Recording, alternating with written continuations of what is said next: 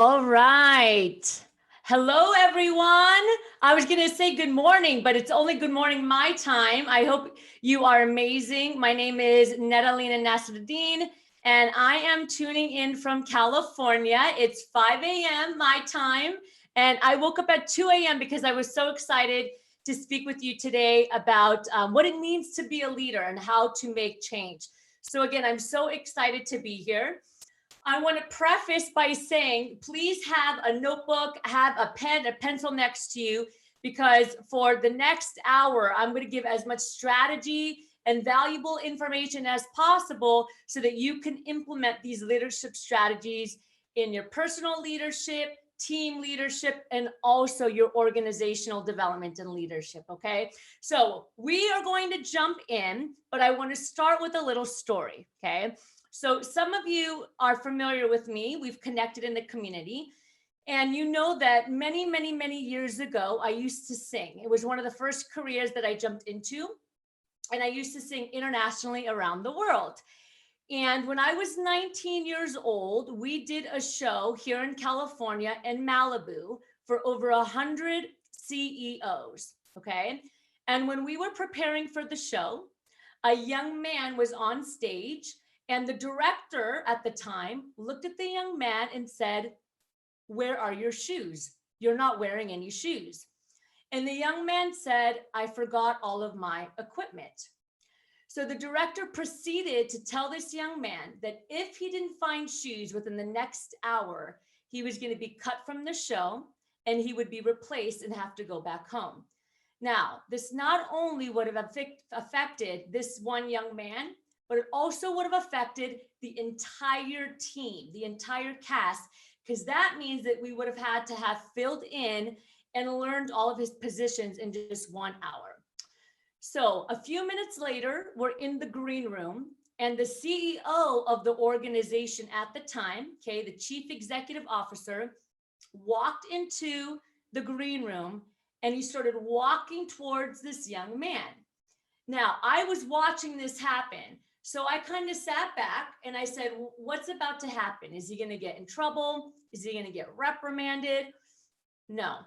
The CEO walked over to him, put his hand on his shoulder, bent down, took his shoes off, gave them to the young man to perform in, and for the next 4 hours, he walked around the party with the rest of the CEOs barefoot.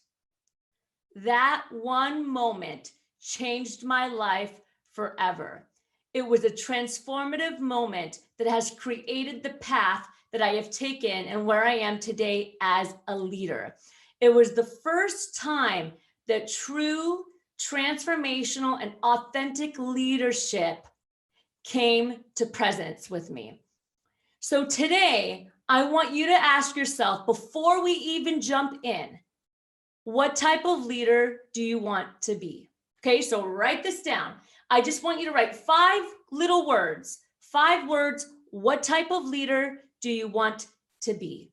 Do you want to be an empathetic leader? Do you want to be a kind leader? Do you want to be a communicative leader?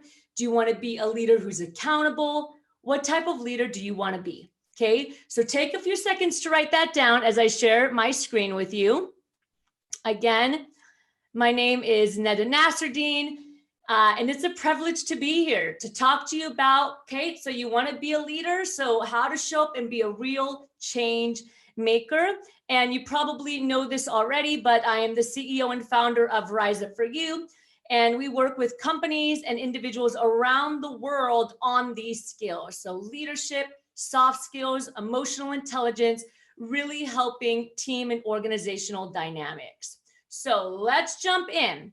Okay, here we go. So lead with heart. So this is actually an acronym and a blueprint that I've created here with the company that I use globally. And there's 5 steps to leading with heart that I'm going to break down for you.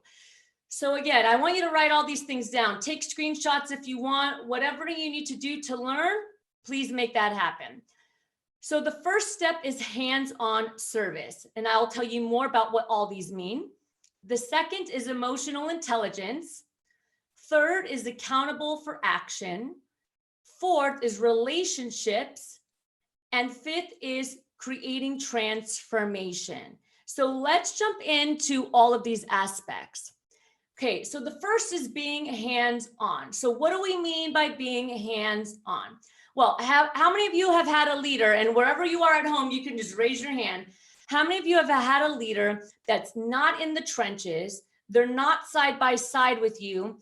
They just sit in their office by themselves. They do their own thing, but then they come in and lead and they have no idea what's going on, right? And for you as a team member, you might be thinking, but that's not what's happening. You're not understanding what we're doing, where we are. So it's very, very important to be what we call in the trenches. The trenches mean that you understand what's going on with your team, and to some aspect, you are still hands-on with them, okay? So the first step is having an open door policy. This means that you are approachable. It doesn't just mean that you have the door open.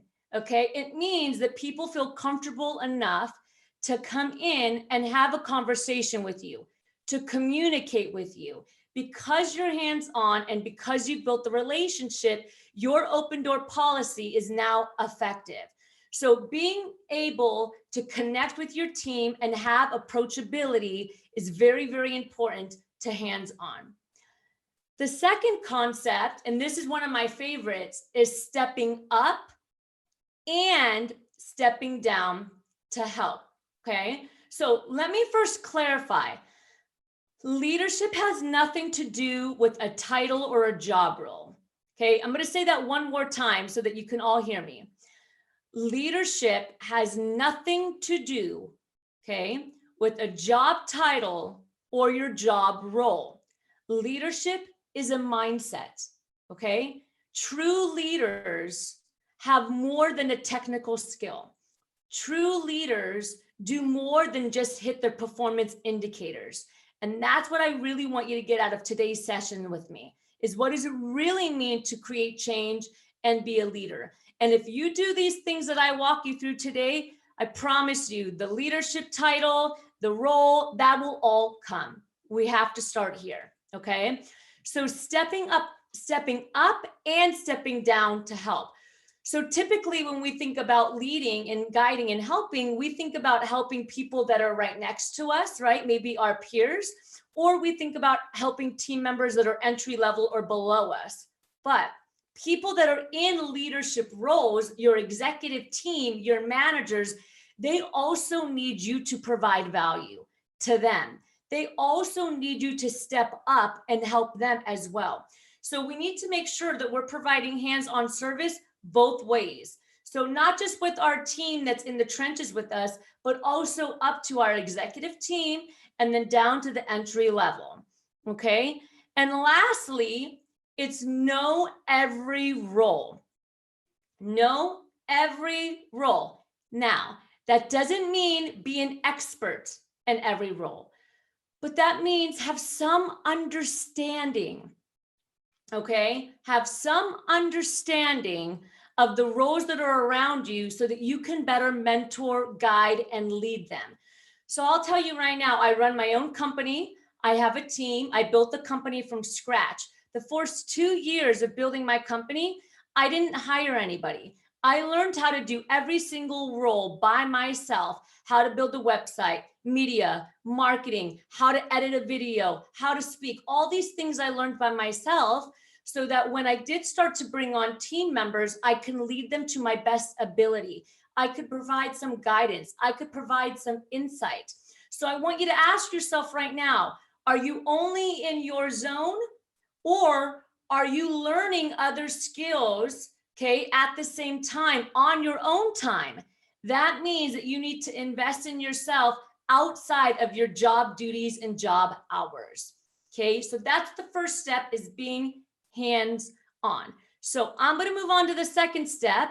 And while I do that, I want you to write down what's one thing that you just got out of the first pillar, hands-on. What's one, I like to call it golden nugget. So go ahead and write that down.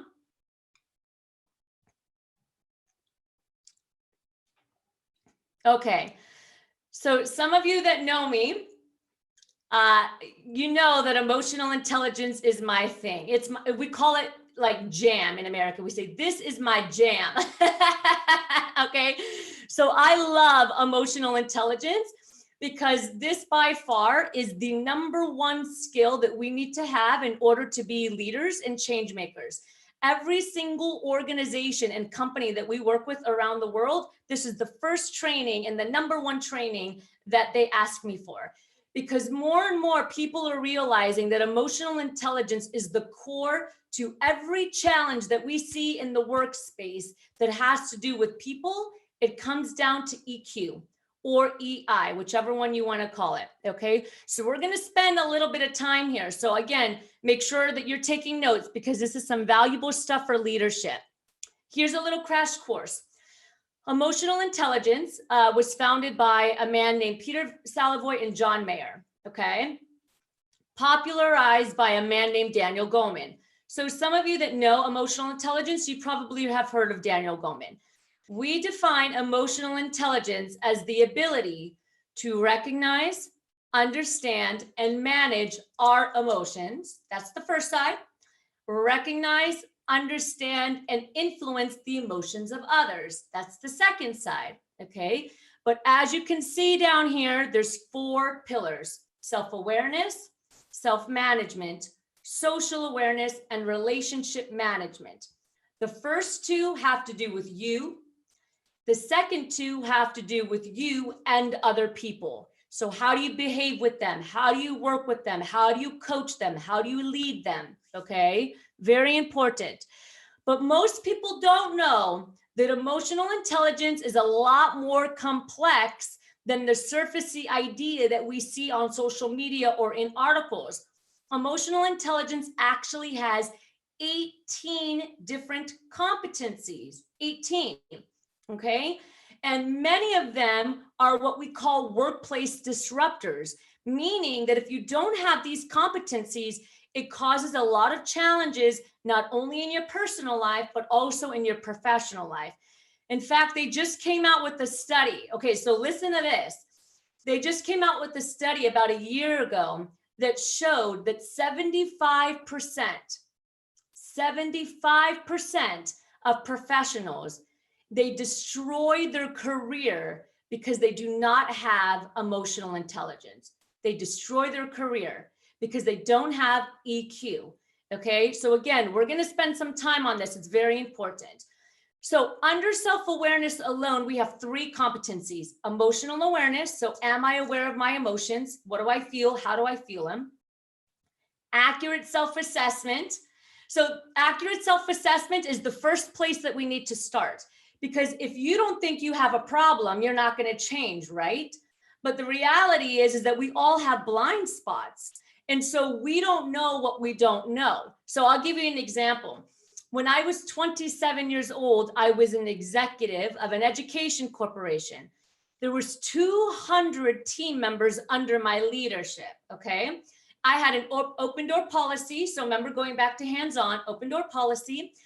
And I was always telling the team, come in, ask me questions, communicate with me, anything you need, I'm here to support you. Guess what? Crickets. Nobody came in, nobody talked to me, nobody asked me questions, okay? So I used to start asking, how come nobody comes in? How come they don't ask questions? And some of the teams started to say that I'm intimidating. Neda, you're intimidating. Or they don't think you're approachable. And I used to say, that's not true. No, that you got to work on that. That's your problem. You're lacking confidence. That's got nothing to do with me. Then another person said, well, you're kind of intimidating, Neda. And then another one said, well, you know, we have a few to come in and talk to you. So then I did a survey. All 200 team members surveyed me. And guess what? 75% of the team, 75% of the team said I was intimidating, that I wasn't approachable, okay? And they didn't feel comfortable coming to talk to me. So what does that mean? That means that my accurate self-assessment was off. What I thought about myself is not what other people thought about me. And I needed to make a shift as a leader, okay? Third competency is self-confidence. Now, I'm going to sit here just for 1 second. Self-confidence is a career crusher if you do not have it. 82% of the professionals that we've worked with, and we have worked with organizations and individuals, thousands and thousands around the world. 82% of those individuals that we have worked with have said that they struggle with self-confidence, and it's the #1 challenge that they have. Imposter syndrome, not feeling enough, the inability to negotiate and make an ask when it has to do with themselves, self-promotion, perfectionist mindset. Sound familiar? Anybody saying, that's me? Okay. Confidence gets in the way of your success and your ability to lead. So right there on that first pillar, we've only hit 3 competencies, and I can dive into that for another 15 hours. Okay, but I'm not, because we're limited on time. So I'm going to go on to our second pillar, self-management. 6 competencies here. Emotional self-control. So here's the difference. Self-awareness is I'm going to eat the ice cream is bad for my stomach. Okay, that's self-awareness. Ice cream hurts my stomach. Self-management is I'm going to eat the ice cream anyway. Even though I know it's not good for me, I'm going to eat it anyway. Okay, so self-management is a very important part, because this is where the work happens. Okay, so when a team member says something to you that's hurtful, being able to control yourself as the professional in the moment and effectively communicating instead of reacting, instead of being sharp with your tongue. Okay, so that's emotional self-control and also stress management. #2 is transparency. So this is integrity and honor in the word that you have and who you are as an individual. #3 is adaptability. It's your ability to change and pivot to what's going on around you. So everything that's just happened with COVID, right? So we've been in COVID now for almost 8 months. This has been one of the hardest challenges for people is, how do I adapt? Okay, I just got furloughed. I just lost my job. How do I shift and pivot so that I can continue to move forward and be successful? This is a part of EQ, and it's very, very important. Nonetheless, in 2 years from now, 3 years, I mean, you guys are cybersecurity, so you know this. In a couple years from now, artificial intelligence is going to come at a rapid pace. Our skills might not matter in 5 years. They might not matter in 10 years. So we need to be adaptable so that we can shift with the times. Okay, get ahead of it now. #4 is achievement. So that's the expectations that you have for yourself. Next is intrinsic motivation. So that's internal drive. So I wake up in the morning and I'm going to be my best, and I'm going to put my best foot forward, and I'm going to be the leader in life that I need for me and that my team needs, just because, period. Just because. Not because you're going to get a promotion, not because you're going to get a trophy, not because you're going to get affirmations, but because you are driven by just being your best. I woke up at 2 o'clock in the morning today. I was ready to go, put my makeup on, right? I was working on the computer, and I was excited just to show up and provide value, right? So that's a very, very important concept. I'm where I am today, not because I chased the job role, the title, or the money. I could have been in a company for 1 week, and if something wasn't working, I raised my hand and said, can we talk about this? This isn't working. I have some solutions for you. So that motivation is very important. And last is optimism. So it's being able to look at a situation and find the positive. That doesn't mean ignore the negative. We can't be happy all the time, but that means being able to look at a situation and say, okay, what are the positives about this? And what are some solutions that I can bring to the table? 2 pillars that we just did, the first 2 pillars with the self. Everything that I just talked about has to do with just you. We didn't even bring in people yet. Okay, but you see how important that is to lead. So if we don't have that composed and intact, it's going to be very hard for you to be a leader. It's going to be very hard for you to influence people, to coach people, to mentor people, to create inspiration, to show empathy if those 9 pillars aren't foundational, okay? So now we go to social awareness. This is where empathy comes in. Are you able to put yourself in other people's shoes? Then we move to organizational awareness. It's being aware of people's culture, being aware of the workplace culture, being aware of the people that are in the room and their energy and how should you show up and how should you react, okay? And also being service oriented. So meaning, and this goes back to being hands-on, I'm going to provide value to you as much as possible because that's what I'm here to do. Now we move into the last pillar, which is leadership, the very last pillar. So you notice that Peter Salovey and John Mayer, the founders of emotional intelligence, were very strategic that leadership was the last component. We have to go through 1, 2, and 3 before we can start telling people what to do and how to coach them and how to develop them and how to create change in the workspace, right? We have to do our work first. So this is all things leadership, change catalyst, managing conflict, teamwork, influencing, coaching, inspiring, helping people reach their full potential. But how can you lead and help people reach their potential if you can't lead and pull out your own potential? So I want you to hear that again.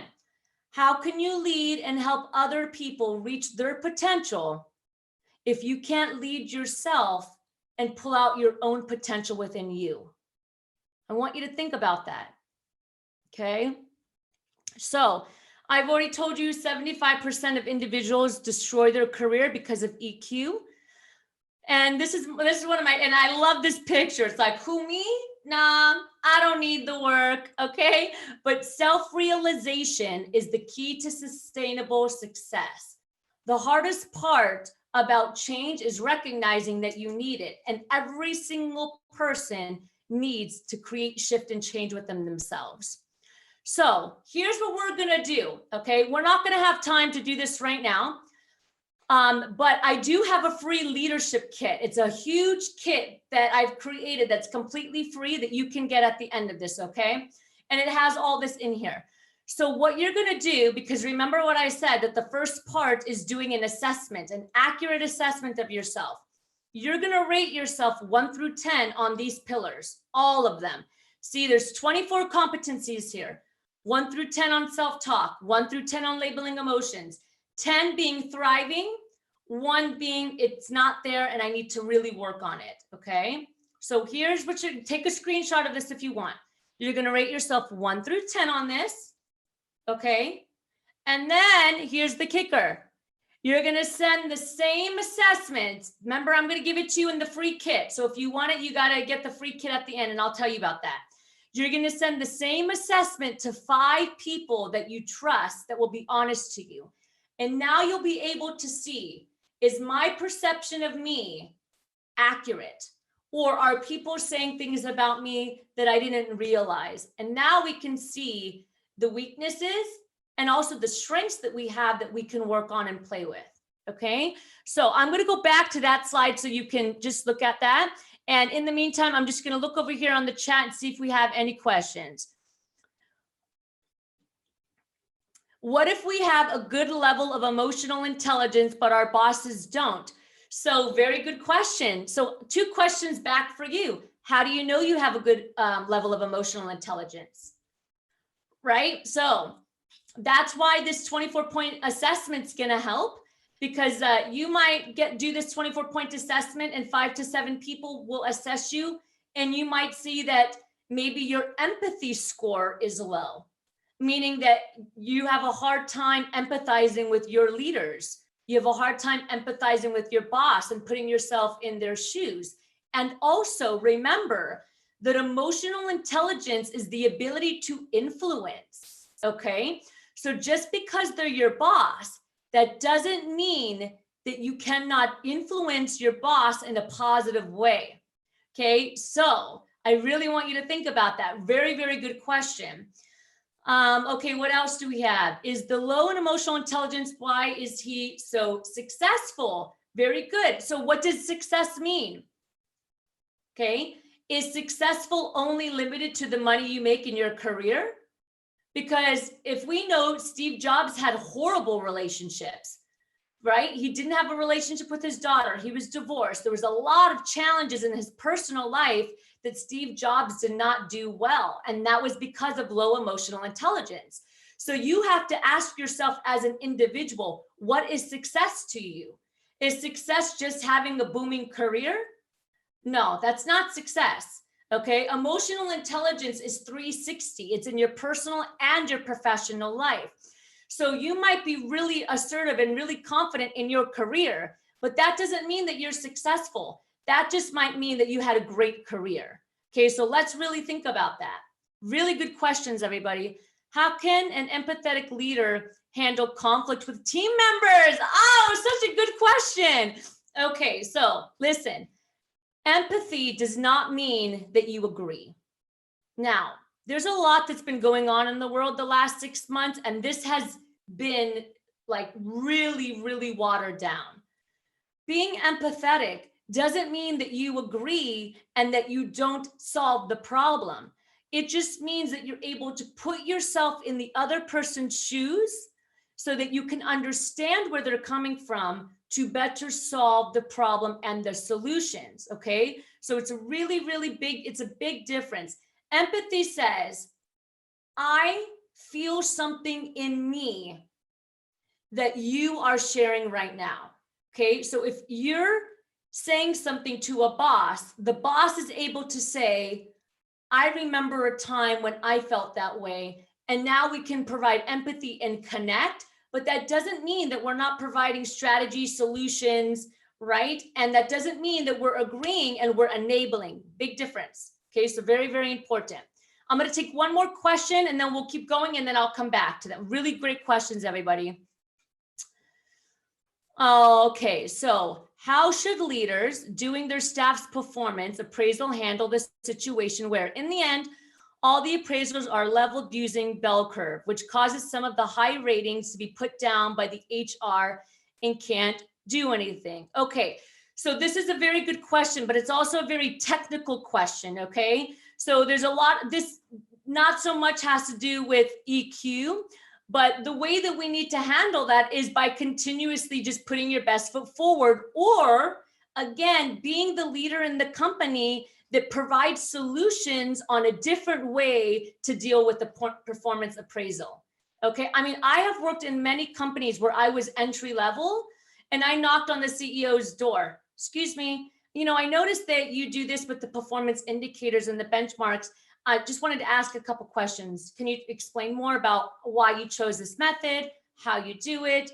Also, by the way, I've provided some solutions. I just wanted to drop them off. Just wanted to share them with you. I'd love to talk with you about them maybe in the next week or two, but here's some solutions or some different ideas that I have that might be more beneficial for the entire team. Okay, so you see what I did is I addressed the problem. Didn't matter what role I was in, but I brought solutions to the table. Very, very important. And lastly, how do you handle a situation when your being solution oriented is seen as a problem in the team? Okay, so let me say this. There's not enough context in that, right? So I can't give you an accurate answer. But if the entire team sees a problem in it, then the team is not the problem. You're the common denominator.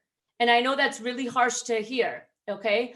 But if you're telling me that the entire team isn't accepting your solution, then something has to be switched on your side. It either needs to be your communication isn't clear or your communication isn't effective. Something is being missed between this team, okay, and you. So this is very common with leaders, right? When leaders say, well, what do I do when my entire team is, this is actually a true story. So let me tell you a true story. This happened yesterday. I was coaching an executive leader with a technology company over here in America. And they said, well, my team, this person, this person, this person, this person, all these people have problems and here's their problems. And I said, wow, all of your team members, every single one of them are a challenge? And they said, yeah. And I said, so do you think that the challenge is your leadership The common denominator here is you, not them. If all 10 of your team members, or all 5, or all 20, or all 2 or 3, or however many it is, are not agreeing, or they're not in sync with you, then there's something on your end that we have to shift. And that's a very important realization to understand. So I know that might be shocking to you. So I just want you to hear that. Okay. I want you to think about it, and I want you to reflect on that. Okay. Great questions, everybody. I will come back to more. Let me keep going. All great questions. Okay. So step number 3, I could have stopped there to tell you the truth, but we're going to keep going. Step number 3 is accountability. Nothing is worse than being a leader, or having a leader, or even you personally as a leader, not taking action when you say you are. Nothing is worse than sitting down and writing down all these things, like right now, right? You're writing down all these things and all these ideas about leadership. Nothing is worse than letting it sit on the desk and not go anywhere. So be accountable for change. Be accountable for movement. Be accountable for transformation. Be accountable to people in the company, to yourself, to the team, to the organization, to the policies. Very, very important concept. So let me ask you something. What's one thing right now in your organization that you know needs to get done, but it hasn't yet? Okay, so I just want you to think about this. What's one thing that you know needs to get done, that you've talked about a million times? You've wrote it on a notepad, you've wrote it on a scratch pad, and it still hasn't been done. Why? Right? So this is the big question that I always ask companies when they say, well, we know we need diversity, equity, and inclusion. We know we need to train our team. We know that we need to provide emotional intelligence. Okay, well, who's accountable to making that happen? Why haven't you done it already? Well, then this excuse and that excuse. Accountability is key to forward movement and success. So being accountable to your mistakes. So which one best describes you? Okay. So I just want you to put 1, 2, or 3 on your paper. Which one best describes you? When I make a mistake, I, A, pretend I didn't do it.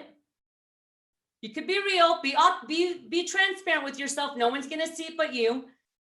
A, pretend I didn't do it. B, take ownership and say it was me. Or C, feel horrible about yourself and stress about it. Which one are you? Okay, well, my hope is that you said B, that you take ownership and you say it was me. That is a leadership mindset. That is leaders. That's leadership. When somebody can sit in a room and say, I made a mistake. I made a poor decision. And, I apologize for that. And now we need to move forward. So what are some solutions, or what are some things that you can do to help me because I dropped the ball? Okay, so be accountable to your mistakes and be accountable to others. So the reality is this, remember when I told you about confidence, 82% of people struggle with confidence. Not everybody feels like they have potential or the leader in them. Sometimes people feel like they're not enough and they're very, very small, right? Sometimes people get bullied in the workspace, or things happen to them in the workspace and you see it happening and you know that it shouldn't be happening and you don't say anything and they're not confident yet to do anything. Be accountable to those people. Be accountable to the new employee that just came in that is still timid and doesn't know what to do or how to do it and is still trying to get the footing. Help your team. Help people be their best. It's not about you. Okay, remember this. It's not only about you. It's about everything that's around you. And when you can start to lead with that mentality, everything will come to you. Okay, number 4, one of my favorites. So remember, we're doing HEART, the leadership blueprint of HEART. So that's hands-on, emotional intelligence, accountability, and now relationships, okay? The best thing that you can do is surround yourself with strong relationships that are gonna help you grow as a leader. So Jim Rohn said you're the average of the 5 people that you spend the most time with. You're the average of the 5 people you spend the most time with. So what type of relationships do you have, and do they make you better or do they pull you back? Okay, so there's 5 people. All of you need these 5 people in your life. I call them the relationship council or the personal board of directors. Okay, here they are. So as I'm going through these, I want you to write down on your paper anybody that can fit that category that's in your life right now. And if you don't have the person, so if you're thinking, no, I don't have a mentor or I don't have a cheerleader, then we need to find one. Okay, so the relationship council, there's 5: the cheerleader, mentor, connector, constructive trustee, and then the advocate. And I'm going to break down for you what that looks like. Okay, number 1 is the cheerleader. This is the person that just cheers you on. All they do is pour positive affirmations. They lift you up when you're down. They don't give you any feedback. They don't tell you anything negative. They're not telling you what to do or how to do it. They're the person that says, Neda, you can do it. You're so smart. You have so much value. There's so much potential in you. Just keep going. That's your cheerleader. Who do you have in your life that can do that for you? Number 2, the mentor, also known as the professor or the teacher. This is the person that's done what you want. They've already done it. They've already gotten there. So they can teach you and they can guide you on new principles. They mentor you in uncertain moments. They can provide feedback on skills and competencies, right? So I do a lot of leadership coaching. I do a lot of career building coaching because I've been there. I've done it, right? So I mentor people. I help them. So who is your mentor? Who's somebody that's done what you want? Okay. And now they can guide you so that you can also get to where you want to be. That's the mentor. Number 3 is the connector. So this is the person that connects you to the right people. They always keep you top of mind. Okay. So for example, if you're looking for a job and you tell the connector, you know, I'm looking for a job. And then the connector goes around town, and anytime they see somebody that has a job opening, or anytime somebody says, I'm looking to hire, they say, oh, you know what? I have a really, really good friend, Neda. She would be amazing. Can I connect you to?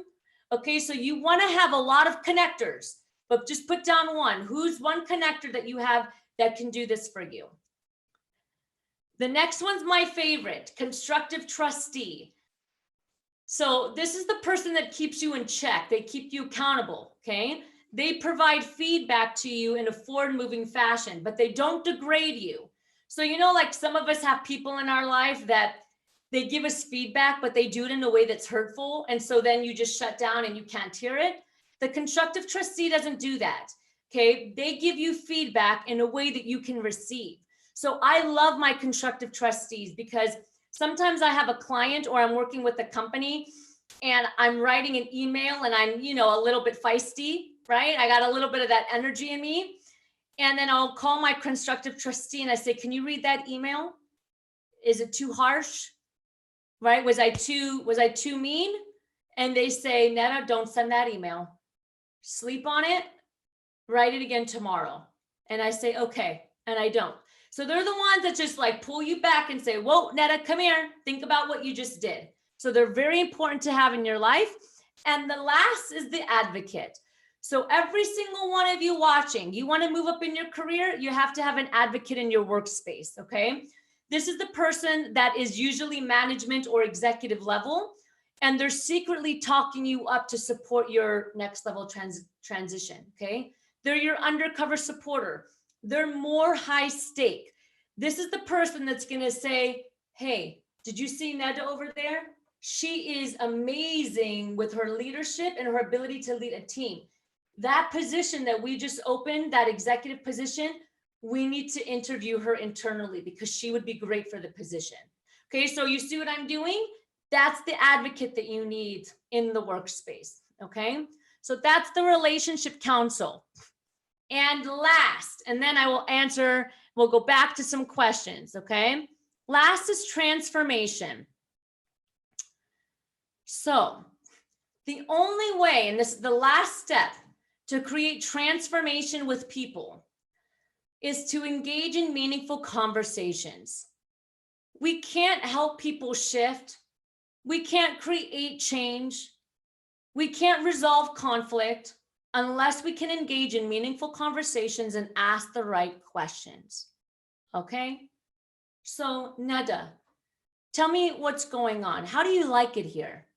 Are you enjoying the position? What's one thing you love about the company? What's one thing you would change about the company?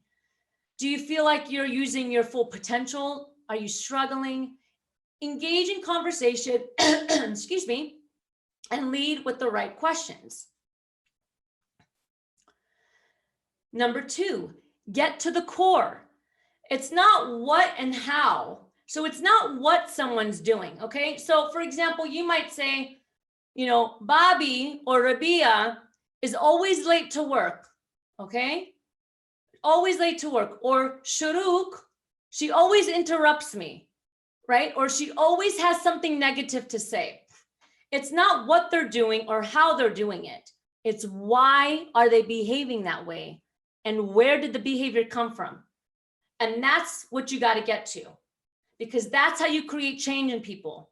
And if you don't ask why is that behavior there and where is it coming from, then you'll never give people a fair opportunity, because people come from all areas in the world, all walks of life, and there's a lot that they've been through, and you don't know what their story is, okay? So Rabia comes to work late every day. Oh, he's lazy. He doesn't care about the job. For all you know, he has a sick mother and a sick father and 3 kids, and it's hard for him to get out of the house on time because of all the challenges that he's struggling with at home.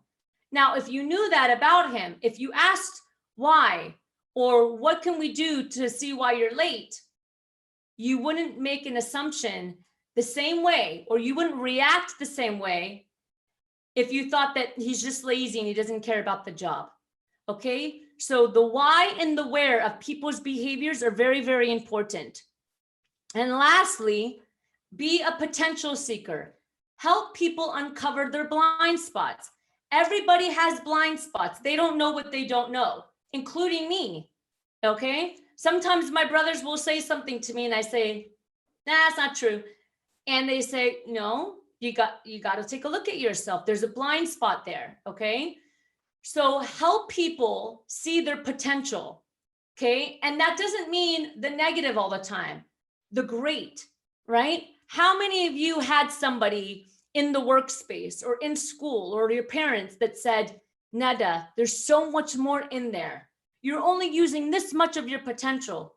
Come on, I know you can give us more. I know you can be better. I know, help people reach that new level of potential, okay? When you're able to do these 3 steps of transformation, meaningful conversation, get to the core, recognize the potential, only then can you understand what tools for transformation are needed, because every single person learns differently and they receive information differently, okay? So only then will you be able to understand, okay, Neda needs coaching, or Neda needs mentorship with me every day, or Neda needs direction, or she needs a goal map, or she needs to hear that she's doing good. She needs words of affirmation. Only then will you understand how to create transformation with somebody, when you create meaningful conversations, get to the core, and recognize their potential. Okay, so now before I leave you, let's create a plan, because remember, accountability, that's what we want. So the plan, where are you now as a leader? I want you to write all the great things about you as a leader. And what are some of the challenges? Okay, so I'll give you maybe about 30 seconds on that. And then I'm going to look, let me see if there's any chats. Okay, it doesn't look like we have any more questions right now. So maybe 30 more seconds. What's the great that you're doing and what's the challenge? I'm going to take a sip of my coffee if that's okay.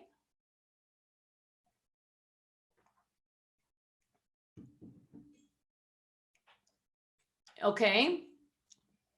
Now, what's one action step you're going to take in the next 14 days to grow your leadership ability? Just one. You might say, you know what? I really need to work on my confidence. because I feel like people are judging me. I don't feel like people hear me. I don't feel like I'm enough. And we can't fully lead when we have all that stuff in our head. You might say, I'm going to build my emotional intelligence. I'm going to do some research on emotional intelligence. You might say, I'm going to download the leadership kit and study that for the next 2 weeks and figure out what are some next steps that I could take to be a better leader for myself, for my team, and for an organization. So what's one action step you're going to take in the next 14 days? So I always say, be the leader in your life that you need, be the leader that other people need in this life, and be the leader that the world needs in this life, okay? Your time is now. Do not wait. We need more and more people with a leadership mindset that can make a positive impact in the world. It's the only way that we can positively serve our communities, our countries, ourselves, our family, and our workspaces. So I really, really hope that this presentation helped you. Again, my name is Nasserdeen, So You Want to Be a Leader. And as promised, I do have a leadership kit. It's completely free. Here's the URL down here, riseupforyou.com/leadership kit. If you go there, you'll get your leadership kit, and it's like 16 pages of value that you can start working and really becoming the best you can be as a leader. So thank you, everybody. Okay, let's see if we have any questions.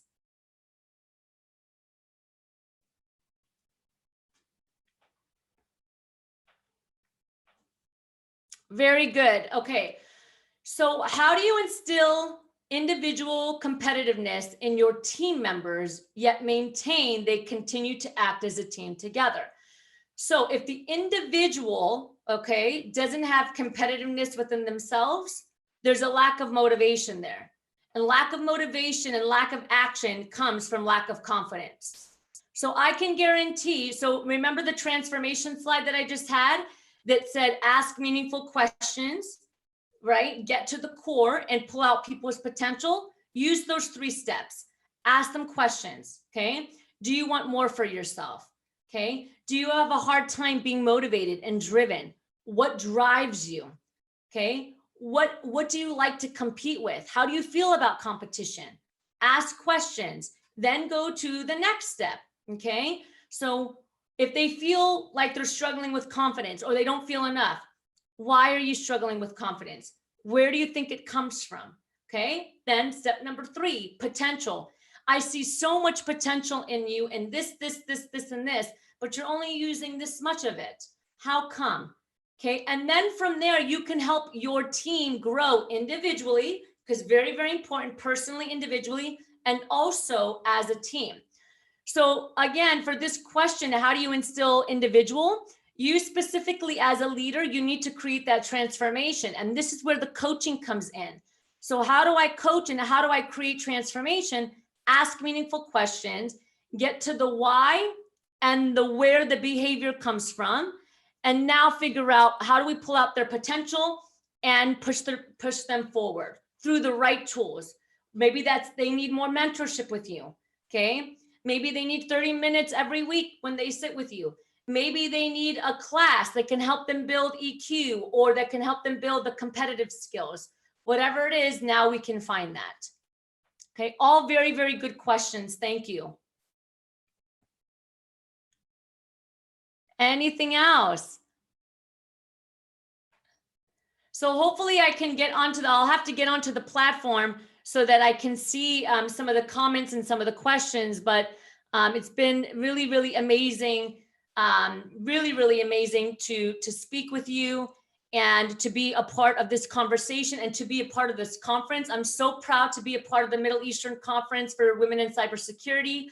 You know, being Middle Eastern myself, nothing is more humbling and honoring than being a part of the community and the culture and being able to give back to Middle Eastern women, specifically in cybersecurity, so that you can grow personally and professionally. So thank you so much. I'm very honored. Please reach out to me on LinkedIn, Netta Nasserdeen. Please grab the kit and stay in touch. So we want nothing but success for you. So thank you, everybody.